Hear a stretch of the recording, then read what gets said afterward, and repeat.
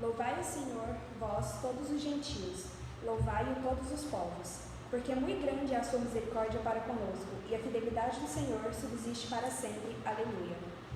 Esse texto ele traz para nós que todo mundo deve buscar Deus de alguma forma, mesmo que você esteja afastado, mesmo que a gente esteja passando por momentos difíceis, como a gente não estava podendo reunir, por exemplo, mesmo que a gente esteja passando por todas essas dificuldades, a gente sempre deve estar buscando a Deus, cada vez mais e mais, porque Ele é justo e bom para todos nós. E como uma forma de agradecimento, a gente tem que estar sempre buscando a Deus, de todas as formas, em todos os momentos da nossa vida. E é por isso que vou convidar vocês a se colocarem de pé, para nós louvarmos a Deus.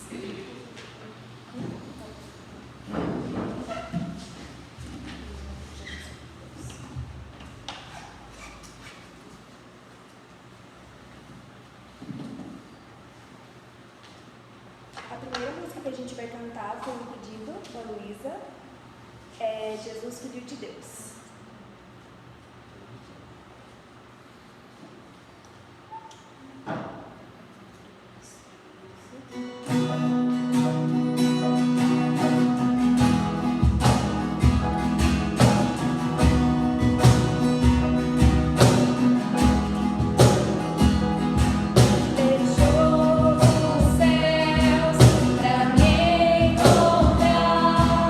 Aqui não é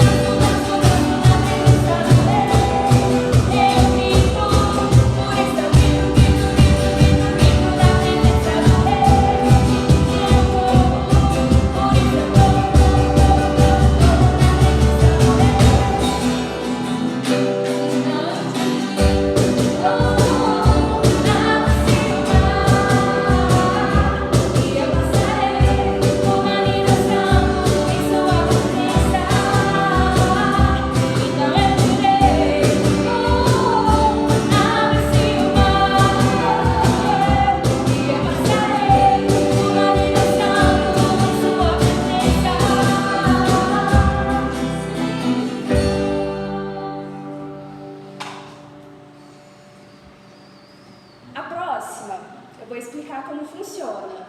Ela é meio que uma brincadeira, entre muitas aspas. Ó, eu nem preciso tocar ela, porque ela é mais participativa. Ela é assim, talvez muita gente conheça. Ela é assim: aleluia, aleluia, aleluia, aleluia, glória ao Senhor. Como ela funciona? A primeira parte, a parte do aleluia, as mulheres cantam e se ficam de pé. A segunda parte, do glória ao Senhor, os homens cantam e ficam de pé.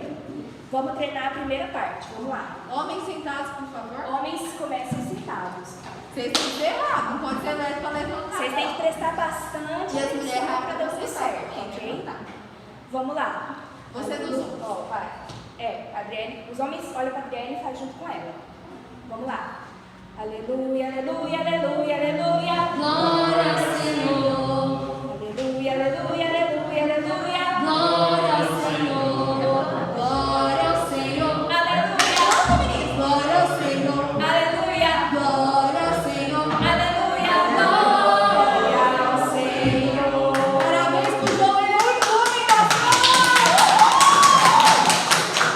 Agora vamos cantar de novo. Os meninos, por favor, Pra gente fazer direito, tá? Ó, tá, começa com as mulheres. Todo mundo aí, ok. Aleluia, aleluia, aleluia, aleluia. Glória ao Senhor. Aleluia, aleluia, aleluia, aleluia. Glória ao Senhor. Glória ao Senhor. Aleluia. Glória ao Senhor. Aleluia. Glória ao Senhor. Aleluia. Glória ao Senhor. Aê! Agora sim, gente, isso aí. Vamos encerrar agora a parte do louvor. Agora é a palavra do pastor. Passa a palavra pro pastor.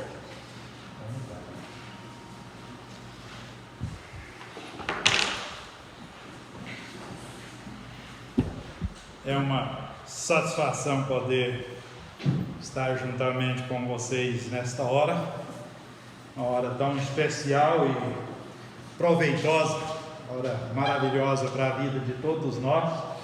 Queremos dar as boas-vindas a todos. Passamos esse período aí fechados, não podendo reunir. Agora vamos ver se a gente começa então a reunir e fazer as programações semanais, os sábados e também as da igreja. Louvamos a Deus então pela vida de todos e por todos os lares aqui representados.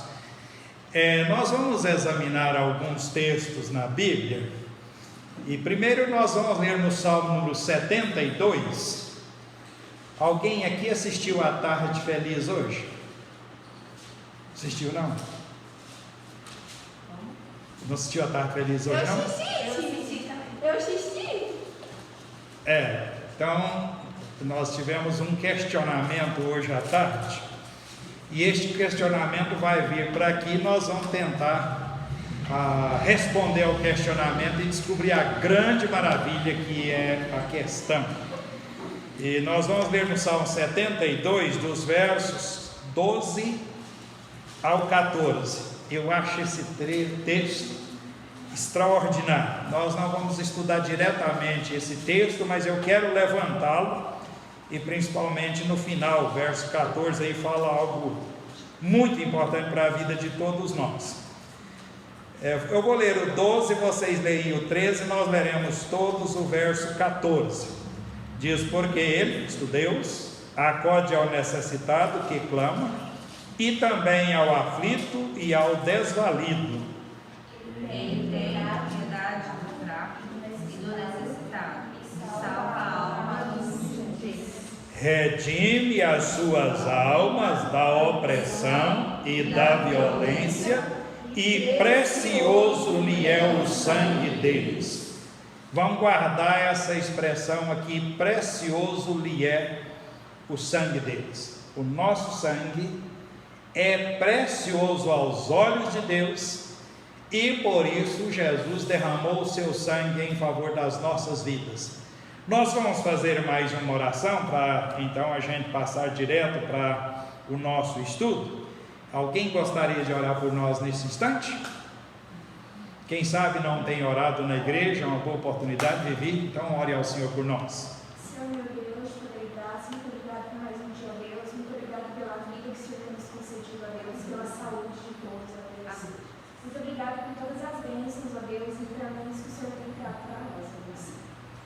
neste dia de hoje, eu quero pedir que o Senhor esteja com nós, abrindo as nossas mentes e os nossos corações para ouvir a Tua palavra, ó Deus, para receber conhecimento, ó Deus, de Ti, ó Deus, de estarmos buscando e alimentando a Tua palavra, Senhor. Quero pedir que o Senhor esteja, ó Deus, com a nação que vai estar trazendo estudo para a gente, ó Deus, para que a gente esteja ouvindo, ó Deus, e aplicando nas nossas vidas, ó Deus. Que o Senhor não deixe isso entrar por um ouvido e sair pelo outro, ó Deus. Quero que o Senhor esteja conosco no final deste dia, ó Deus, e decorrer do domingo, ó Deus, e da semana que se iniciará, ó Deus. Nós pedimos perdão, ó Deus, por todos os nossos pecados, erros e falhas, e que o Senhor esteja conosco, ó Deus. Que o Senhor esteja com os enfermos, ó Deus, com aqueles que não têm buscado a Ti, ó Deus. Essa é a nossa oração, no nome de Jesus. Amém. A programação de hoje à tarde, ela tem uma afirmação e depois uma pergunta. E eu vou trazer para nós iniciarmos o nosso estudo e então a gente caminhar. A afirmação é o seguinte: só Jesus Cristo salva. Isso é afirmação, não é nem hipótese e nem uma tese que alguém formulou. É a Bíblia que ensina só em Jesus Cristo a salvação. Por exemplo, no Evangelho de João, capítulo 15, o verso 5, a parte final dele, Jesus disse: sem mim nada podeis fazer. Então, Jesus Cristo é o único ser que é capaz de conduzir vidas até a Deus. E aí a pergunta que surgiu, e eu mais o Adriel trabalhamos a questão, ele me fez a pergunta e nós procuramos explicar, foi: e quem nasceu antes de Jesus vir ao mundo? Como é que pôde então ser salvo? Alguém arrisca? Quem viveu antes de Jesus vir ao mundo, como que foi a sua salvação? Vocês sabem que Abraão foi salvo, Davi foi salvo, Isaías, Jeremias, daria para mencionar a noite toda, foram salvos. Isaías, por exemplo, escreveu 7 a 7 séculos e meio antes de Jesus vir ao mundo. Como que ele foi salvo? Alguém arrisca? Pela predestinação, né? Hã? Pela predestinação, a gente já nasce como filho de Deus. Sim, nós nascemos escolhidos por Deus, mas essa escolha, ela precisa ter um casamento com uma situação, e esse é o lado humano. Não tem como ser salvo sem ter esse casamento da nossa escolha com o processo. Como que Abraão foi salvo? Deus escolheu ele lá na eternidade, beleza, eu concordo plenamente, isso é bíblico. Mas como que ele chegou então a ter o encontro com Deus e ser salvo? Mas eu acho que quando, mesmo antes de Jesus ter vindo, eles já meio que sabiam que Jesus ia vir. Não entendi muito bem. Por exemplo, Isaías, que pregava muito a vida de Jesus, né? Jesus ainda não tinha vindo, mas ele sabia que ele ia vir. Opa, ele sabia que Jesus viria. Então, foi pela fé. Todas as pessoas que foram salvas até a vinda de Jesus só foram salvas porque tiveram fé de que Jesus viria, o Salvador viria. Por exemplo, Jó, capítulo 19, verso 25, ele diz: porque eu sei que o meu Redentor vive e por fim se levantará sobre a terra, vê-lo-ei com os meus olhos, eu vou vê-lo. E aí ele descreve que na sua carne ele iria então ser restabelecido e estaria vendo a Deus. Então é pela fé. Hoje, 2000 anos depois que Jesus veio, nós só podemos ser salvos através da fé nele. Então é um processo. Quem viveu antes olhava para a promessa, quem vive depois olha para o cumprimento. Jesus é o mesmo para salvar aquela gente, também a nós hoje. Mas o que eu quero tratar com vocês é sobre o sangue de Jesus na história. Jesus de fato veio há 2000 anos atrás, mas é só isso? Ou antes existia situações que revelavam claramente a pessoa de nosso Senhor Jesus Cristo? Eu faço uma pergunta: quando Adão e Eva pecaram, fizeram vestimentas de folhas de figueiras e vestiram. Então fizeram a vestimenta para eles. O que Deus fez quando então veio a encontrar com eles e perguntou por eles, e eles disseram: ouvi a voz do Senhor, tive medo e me escondi. O que Deus fez com eles? Deixou eles continuar com a vestimenta de folhas de figueira? O que vocês acham? Abra em Gênesis o capítulo 3, o verso número 20, quem achar pode ler para nós. E eu quero levantar uma questão aí, nós vamos trabalhar olhando o sangue de Jesus na história. Gênesis 3, 20. Deu nome a Eva? Gênesis 3, 20? 21. É 21? Então lê o 21. Fez o Senhor Deus vestimenta de peles para Adão e sua mulher e os vestiu. É o 21? Isso, então obrigado, é isso mesmo. O que Deus fez? Vestimenta de? O que dá pele? Não é animal? E tem como tirar a pele de um animal sem matá-lo? Então Deus matou o animal e fez vestimenta para Adão e para Eva. Deu para perceber alguma coisa no sangue de Jesus aqui ou não? Deus, ao matar o animal, derramou o sangue do animal, era claramente o sacrifício sendo feito pelo próprio Deus em favor de Adão e de Eva. A primeira questão que eu vejo no verso número 15, não está falando exatamente do sangue, mas está falando que viria o descendente da mulher, semente da mulher, e ele estaria então pisando a cabeça da serpente e a cabeça mordendo no calcanhar dele. Aqui é o chamado proto-evangelho, é a primeira vez em que a Bíblia faz menção na vinda do Salvador. E Gênesis 3, o verso 21, está colocando diante de nós que Deus pegou um animal, o sacrificou, matou, e fez vestimenta para Adão e para Eva.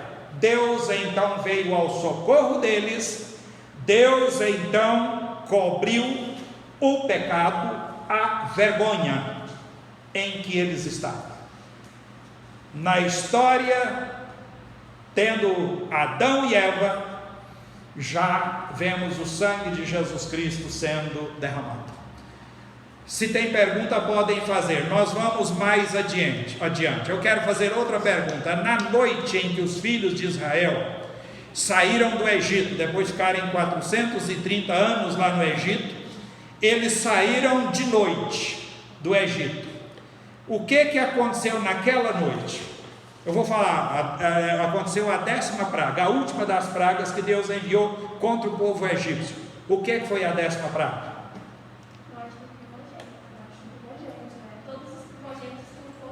Morreram os primogênitos de quem? De toda a sociedade, todo mundo? Não, só aqueles que não tinham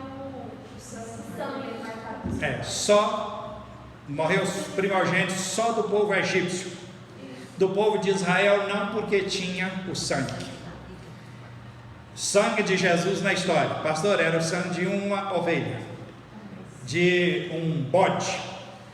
Deus determinou eles que matassem o bode. Se a família era pequena, deveria juntar outra família com aquela, mataria o bode, teria que comê-lo todinho naquela noite, não poderia deixar nada para o outro dia. E Deus, por volta da meia-noite, enviou o anjo exterminador. O anjo matou todos os filhos primogênitos do pessoal egípcio, inclusive o filho de Faraó. Quem estava com sangue? Você sabe o que é verga da porta? Sabe não, Lucas? Você sabe o que é verga da porta? Então vamos ficar sabendo hoje. Você sabe o que é verga da porta? Não, é isso aqui, ó. Verga da porta é essa parte aqui, ó. A parte de cima ali, soleira da porta. Então eles passaram o sangue por cima da porta. O anjo vinha para exterminar. Quando ele deparava com o sangue, ele largava aquela casa e ia para outra. Chegava na outra, se tivesse o sangue, ele largava aquela casa e ia para outra. Esse sangue passado na verga da porta, vocês vão encontrar esse nome na Bíblia, verga da porta. era exatamente a demonstração do sangue de Jesus Cristo que foi derramado na cruz do Calvário, que nós comemoramos ontem a sua morte. Então nós vemos aqui, vamos ler para a gente confirmar bem, Êxodo 12, vamos ler apenas o verso 7 e o 14, porque tem a gincana, né?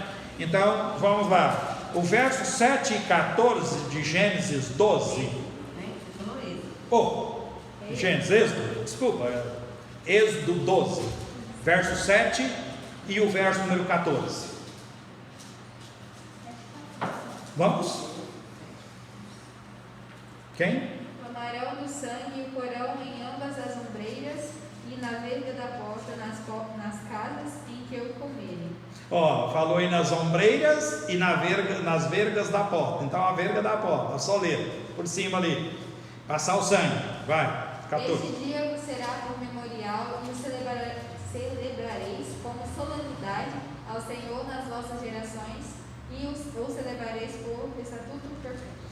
Aqui diz que eles fariam isso, celebrando o sacrifício, passando o sangue, e diz que é estatuto perpétuo. O que é uma coisa perpétua? Uma coisa que não tem fim, um estabelecimento do próprio Deus que seria eternamente. Claramente esse sangue passado na verga da porta era a demonstração de Jesus Cristo morrendo na cruz por nós. Vocês sabem que desde Moisés até a vinda de Jesus teve a lei determinando os sacrifícios. Tinha a festa da Páscoa, que era uma vez por ano, e só o sumo sacerdote podia levar o sacrifício no Santo dos Santos. Ninguém mais podia entrar no Santo dos Santos em nenhum dia, só o sumo sacerdote. Se ele entrasse, ele tinha uma vestimenta cheia de campainhas. Se ele entrasse, parasse de tilintar as campainhas, eles não podiam ir lá tirá-lo, era sinal de que ele tinha morrido. Aí o que faziam? Ele entrava com uma corda amarrada nele, provavelmente na cintura, parou de tilintar, então eles arrastavam-no para lá. O dia que Jesus morreu na cruz, lá no alto do morro, o templo lá embaixo na cidade, Jerusalém, rasgou de cima para baixo, e Deus abriu o Santo dos Santos para que a gente possa adentrar a presença dele, confessar nossos pecados diretamente a ele, só através de Jesus, e conviver com ele. Então o sangue dos animais que eram oferecidos, todos representavam a pessoa de nosso Senhor Jesus Cristo. Eu vou apresentar 4 questões, essa é a segunda, para a gente pensar sobre isso, o sangue de Jesus na história. Em Josué capítulo 2, o verso 17 e 18, deixa eu fazer a pergunta enquanto vocês vão abrindo. Você sabe o que é escarlata? Ou escarlate? Vermelho. Eu perguntei para ela porque a blusa dela, se eu não me engano, é vermelha, né? Eu tenho certa dificuldade com cores, viu? Vocês duas são parentes? Não? Bastante parecidas, né? Não são. Ela é neta da Leopoldina. Ela é? Ela aqui é, né? Não, nenhuma das duas. Nenhuma das duas? Essa é a da Liz. Essa é as duas da Liz, né? Então, Então, vamos deixar, depois a gente fala, né? Josué, capítulo 2, o verso 17, 18, 19. Leia rapidinho para nós. Josué 2, 17, 18 e 19. Disseram-lhe os homens: desobrigados seremos desse teu juramento que nos fizeste jurar. Seguindo nós a terra, não atalhas este cordão de fio de escarlata janela, por onde nos fizeste descer. E se não recolheres em casa contigo teu pai, tua mãe, teus irmãos e toda a tua família de teu pai, qualquer que sair para fora da porta de tua casa, o seu sangue lhe cairá sobre a cabeça, e nós seremos inocentes. Mas o sangue de qualquer que estiver contigo em casa cai sobre a nossa cabeça, se alguém fizer a mão. Viviane, você leu e muito interessante. Você falou que o povo antigo era salvo porque Deus escolheu, e concordo, falei que você concorda perfeitamente, mas eu disse que tem uma ligação. A história de Raabe é uma das coisas mais lindas que a Bíblia apresenta. Foram 2 espias para observar Jericó e depois eles iriam invadi-la. Vocês sabem que eles rodearam Jericó 6 dias, uma vez por dia. 6 dias rodeando uma vez. O último dia eles rodearam 6 vezes. O dia não, a noite. Rodearam 6 vezes. Na 7ª vez, aí rodearam 7 vezes. Então foram 14 vezes que eles rodearam.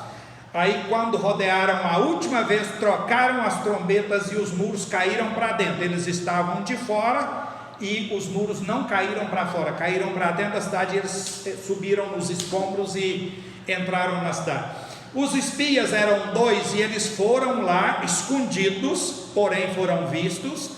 Eles entraram na casa de Raabe e o povo da cidade, o rei da cidade, mandou ir lá pegá-los.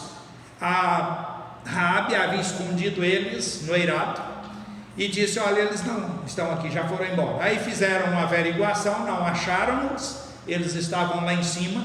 E ela, aqui esse texto é mais grande, a gente deu só um pedacinho.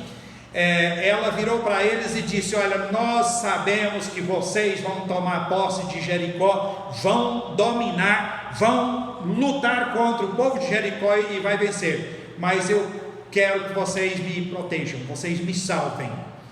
Aí o que ela soltou eles pela janela, a casa dela, a janela dava em cima do muro, e ela soltou eles, saíram e foram embora, e o pessoal não conseguiu pegá-los. O que eles mandaram ela colocar? Um fio de escarlata. O que esse fio de escarlata? Um fio vermelho simbolizava exatamente o sangue de Jesus Cristo que estava sendo derramado em favor dela, o sangue de Jesus Cristo derramado em favor das nossas vidas. Aí eles falaram com ela, quando ela falou que queria que eles a protegessem, eles falaram com ela: se tiver o fio da escarlata, nós te protegeremos totalmente. Se não tiver, nós não temos nenhuma obrigação com você. É o fio da escarlata que é a sua salvação. Jesus Cristo é a sua salvação. E você recolha o seu pai, todos os seus familiares na sua casa, desçam o fio por fora da janela. A gente viu o fio, não passa o exterminador. Isso é tremendo, gente, é maravilhoso demais. Sangue de Jesus na história da humanidade. O fio da escarlata era a representação clara do sangue de nosso Senhor Jesus Cristo. O último que eu quero destacar, esse é bem conhecido, é Mateus capítulo 26, dos versos 27 ao 28. Alguém leia para nós, Mateus 26, versos 27 e o verso 28. Aqui é quando Jesus celebra a Páscoa. Isso aqui ele fez na quinta-feira à noite. A Páscoa era celebrada na sexta. Era celebrada na sexta, mas na sexta Jesus já estaria preso, então ele não tinha como celebrar no dia. Ele celebrou na quinta, e quando ele está celebrando, ele ali alimentando a alimentação da Páscoa, com certeza tinham matado o bode, o carneiro, e estavam ali alimentando aquele carneiro. Jesus vai, toma um pão e disse: aqui é o meu corpo que é dado por vós, tomai e comei e fazei isto em memória de mim. Depois ele toma o cálice contendo o vinho, e vamos ler o texto lá que vai explicar para nós, né? Versos 27 e 28 de Mateus 26. A seguir tomou um cálice, tendo dado graças, deu aos discípulos, dizendo: bebei dele todos, porque isto é o meu sangue, sangue da nova aliança, derramado em favor de muitos para a remissão de pecados. Isso é tremendo. Primeira aliança, Jesus disse que aí agora é a nova. Primeira aliança começou então exatamente com Abraão, Deus fazendo as promessas e falando que Jesus viria, estabelecendo a lei que determinava os sacrifícios e derramamento de sangue. Tudo isso que a gente viu é a simbologia do sangue de Jesus que seria derramado na cruz por nós. Agora ele chega quando ele completa 33 anos, na noite da quinta-feira. Então, como eu disse, ele tomou o pão, deu graças ao Pai, comeu dele e deu para os discípulos, e disse: este é o meu corpo que é dado por vós. Depois ele toma o cálice contendo o vinho e diz: aqui é o sangue da nova aliança, é a nova aliança no meu sangue, derramado em favor de vós para a remissão dos vossos pecados. Tomai e bebei, fazei isto em memória de mim.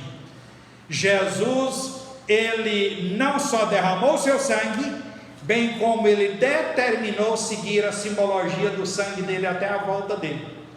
Na primeira carta aos Coríntios, capítulo 11, se eu não me engano, verso 23 ou verso número 25, o apóstolo Paulo diz o seguinte: todas as vezes que participardes do pão e do vinho, anunciais a morte de Cristo até que ele venha.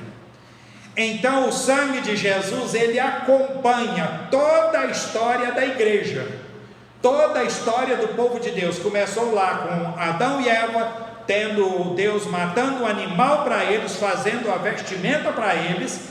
Aí vem no dia da Páscoa a celebração do sacrifício, a oferta do sacrifício a Deus, o sangue passado lá, o sangue de Jesus. Os espias vão na casa de Raabe e lá eles determinam a ela descer o fio de escarlate do lado de fora da janela, o sangue de Jesus. E agora vem Jesus Cristo, derrama o seu sangue e ordena a igreja celebrar a ceia até que ele retorne. O sangue de Jesus nunca saiu da vida da igreja e nunca pode sair.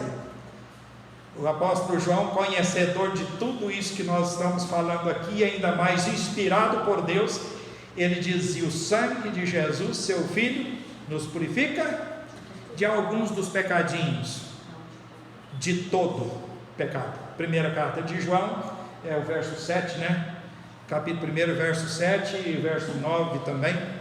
Então, o sangue de Jesus está externado para a igreja em toda a história, e vale a pena a gente olhar que Jesus veio há 2000 anos, mas antes o sangue dele estava sendo representado e mostrado para a igreja.